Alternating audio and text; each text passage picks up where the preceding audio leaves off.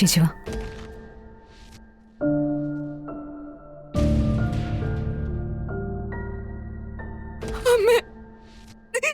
മോളെ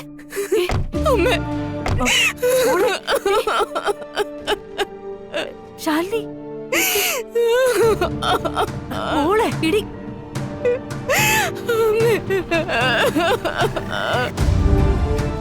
മോളെ ഇടി. എന്താ എന്തിനാ നീ കരയുന്നേ? എന്നെ ഇനി ഒരിടത്തേക്കും പറഞ്ഞു വിടല്ലേ അമ്മ. ഞാനിനി എന്റെ അമ്മയുടെ കൂടെ തന്നെ നിന്നോളാം.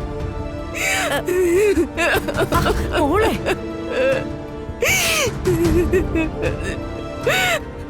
മോളെ നീ എന്താ ഉണ്ടായെന്ന് പറയേ. ശാലിനി നീ പറ, എന്തിനാ ഇവളിങ്ങനെ കരയുന്നേ? എടി ആരെങ്കിലും ഒന്നും പറയേ, എന്തിനാ കരയുന്നത്? ചേച്ചിയെ ഭ്രാന്തിയാക്കി മെന്റൽ ഹോസ്പിറ്റലിൽ കൊണ്ടുപോയി അഡ്മിറ്റ് ചെയ്യാൻ നിൽക്കുകയായിരുന്നു രാജീവ് സാറിന്റെ അമ്മയും അമ്മാവനും കൂടി.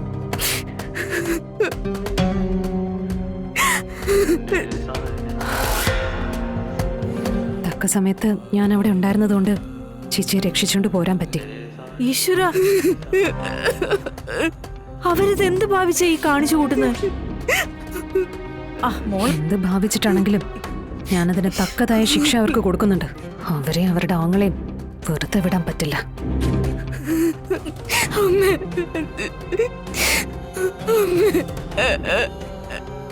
മോളെ നീ കരയാതെ, നീ ഒന്ന് സമാധാനിക്ക്. എടി രാജീവില്ലേ അവിടെ? രാജീവിനെ പറഞ്ഞു നിർത്തിക്കൂടെ അവന്റെ അമ്മേ? പിന്നെന്തിനാ അവൻ ആണായിട്ട് നിൽക്കുന്നത്? അമ്മേ, രാജീവേട്ടൻ റിസർച്ചിന്റെ കാര്യം പറഞ്ഞ നീ യുഎസിലാ. രാജീവേട്ടൻ ഇവിടെ നിന്നപ്പോഴും എന്റെ സ്ഥിതി ഇതൊക്കെ തന്നെയാ. അമ്മയോർത്ത് രാജീവേട്ടൻ ഒന്നും പറയത്തില്ല. എന്തായാലും ചേച്ചി ഇവിടെ എത്തിയില്ലേ, എല്ലാത്തിനും നമുക്ക് സമാധാനം ഉണ്ടാക്കാം. അമ്മേ, ചേച്ചി അകത്തേക്ക് കൊണ്ടുപോകും. എടി നീ കേറുന്നില്ലേ? ഇല്ല, എനിക്ക് ചിലരെയൊക്കെ തക്കതായ രീതിയിലൊന്ന് കാണാനുണ്ട്.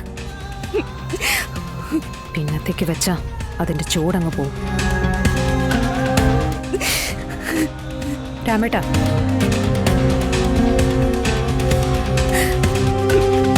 മോളെ കരയാതെ.